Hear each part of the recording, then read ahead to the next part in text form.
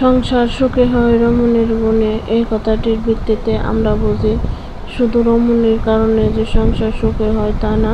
স্বামী স্ত্রী দুজন উভয়ই কাজ মিলেমিশে করলে বা একে অপরকে বোঝার চেষ্টা করলে তাহলেই হয় সংসার সুখের। যে একটি কাজ স্ত্রী করতেছে তাকে যদি আপনি ভুল ধরেন বা সহযোগিতা না করেন তাহলে কি সংসার ঠিক হবে? দুজনে একভাবে একই মতে মিল করে কাজ করাকেই ঠিক হবে। তো আসসালামু আলাইকুম, হ্যালো বন্ধুগণ, কেমন আছেন সবাই? আলহামদুলিল্লাহ, আল্লাহর অশেষ রহমতে আমরাও সবাই ভালো আছি। দূরে কিংবা কাছে যে যেখান থেকে আমাদের ভিডিওটি দেখছেন, আশা করি অবশ্যই লাইক করবেন, কমেন্ট করবেন, শেয়ার করবেন। আর দেশ বা দেশের বাইরে যে আমার চ্যানেলের নতুন অতিথি, অবশ্যই একটি সাবস্ক্রাইব করবেন। আর যারা এত তাড়াতাড়ি সাবস্ক্রাইব করে দিয়েছেন তাকে অসংখ্য ধন্যবাদ। তো কাছে কিংবা দূরে যে যেখানে আছেন অবশ্যই ভালো থাকবেন, সুস্থ থাকুন, এই কামনা করি। আজকে আসলাম আমার জীবনের একটি গুরুত্বপূর্ণ কিছু কথা নিয়ে। আমার অন্তরের মধ্যে ছিল অনেক কষ্ট। বিয়ে হওয়ার পর বাসায় যেতে হয়েছিল। কোনোদিন পাইনি শাশুড়ির মমতা, আদর, ভালোবাসা, আর পাইনি ননদের সাথে একটু খেলাধুলার সময়। তো হয়েছে বিয়ের পর গিয়েছিলাম বাসায়। তো বাসার থেকে দীর্ঘ 10 বছর পরে আমি ছোটোখাটো একটি বাড়ি করেছি। আমার কুঁড়ে ঘর আছে। এই কুঁড়ে ঘরে থাকার পরে একদিন আমার মামা শ্বশুরের ছেলের বউ আসছে আমাকে দাওয়াত দিতে। তো ওখানে দাওয়াত দিতে আসছে, বলছে নাকি আমার জন্যই শুধু আসছে। তো ওখানে আমি কিছু আপ্যায়ন করেছিলাম, হালকা পাতলা নুডলস, সাথে ছিল পিঠা আর ছিল শরবত।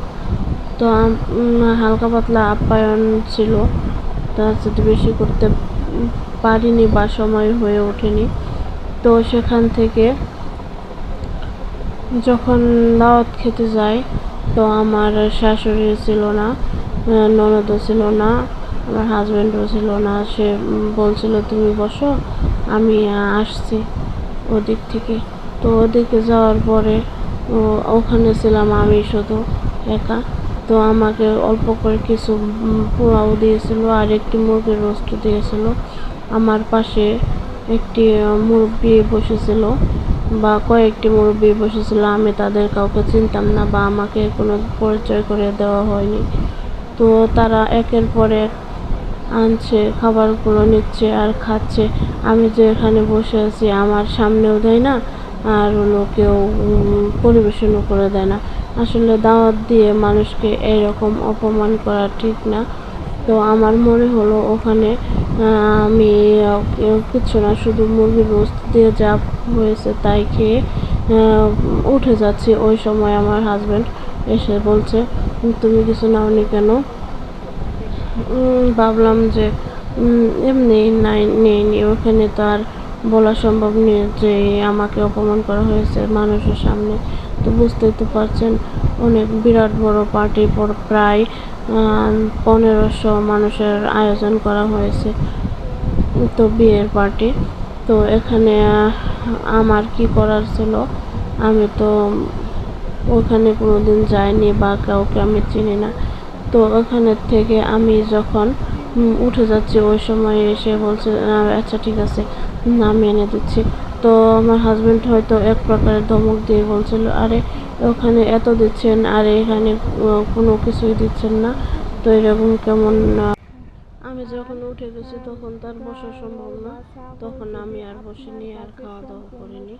সব পরে আমার শাশুড়ি এসে রাগান্বিত হয়ে কিছু কথা বললো। তো তারপরে থেকে শিক্ষা হলো আমার যে আসলে শ্বশুর বাড়ির কোনো আত্মীয় স্বজনের দাওয়াতে অনুষ্ঠানে যাব না। তো সবাই মূল্য দেয় না, তার জন্য কি আর করার। তো আমার গল্পটি এ পর্যন্তই। ভালো থাকুন, আল্লাহ হাফেজ। অবশ্যই